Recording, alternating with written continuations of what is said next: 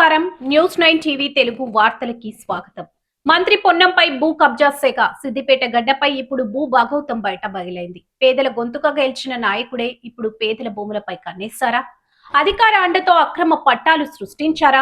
Husnabad MLA రాష్ట్ర మంత్రి పొన్నం ప్రభాకర్ చుట్టూ ఇప్పుడు భూ కబ్జా ఉచ్చు బిగుస్తుంది. స్వయంగా తన అన్న కొడుకు కోసం కోట్లాది రూపాయల విలువైన భూమిని స్వాహా చేసేందుకు స్కెచ్ వేశారన్న ఆరోపణలు ఇప్పుడు తెలంగాణ రాజకీయాల్లో తుఫాను రేపుతున్నాయి. అక్రమ పట్టా, అన్న కొడుకు ఖాతా, సిద్దిపేట శివారులోని అత్యంత ఖరీదైన భూమిపై మంత్రి కన్ను పడిందనేది ప్రధాన ఆరోపణ. కేవలం నోటి మాట కాదు, ఏకంగా రెవెన్యూ వ్యవస్థనే గుప్పెట్లో పెట్టుకుని రికార్డులను తారుమారు చేసి తన అన్న కుమారుడి పేరు మీద అక్రమ పట్టాలు సృష్టించారనే వార్త ఇప్పుడు సెన్సేషన్ క్రియేట్ చేస్తుంది. పాయింట్ విశ్లేషణ టార్గెట్ సిద్దిపేటలోని ప్రైమ్ ల్యాండ్ మెథడ్ పాత రికార్డుల మాయం, ఫోర్జరీ డాక్యుమెంట్లతో కొత్త పట్టాలు సృష్టి. బెనిఫిషరీ మంత్రి పొన్నం ప్రభాకర్ సోదరుడి కుమారుడు ఏళ్ల తరబడి భూమిని నమ్ముకున్న పేద రైతుల గుండెలో రైళ్లు పరిగెడుతున్నాయి. బలవంతపు కబ్జా, బాధితుల ఆవేదన కేవలం కాగితాల మీద మార్చడమే కాదు, క్షేత్రస్థాయిలో జెండాలు పాతి భూమిని స్వాధీనం చేసేందుకు మంత్రి అనుచరులు యత్నిస్తున్నారనే ఆరోపణలు వెల్లువెత్తుతున్నాయి.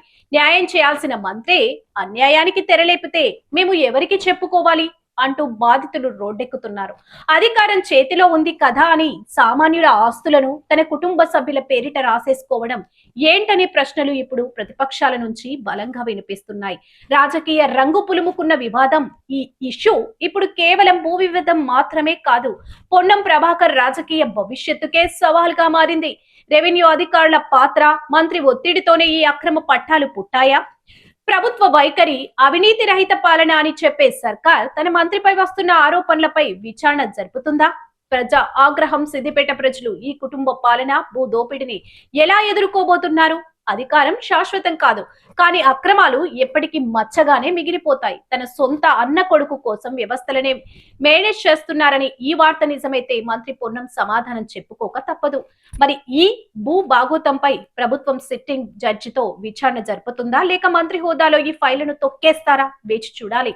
మరిన్ని తాజా వార్తల కోసం చూస్తూనే ఉండండి న్యూస్ 9 టీవీ తెలుగు. జై హింద్.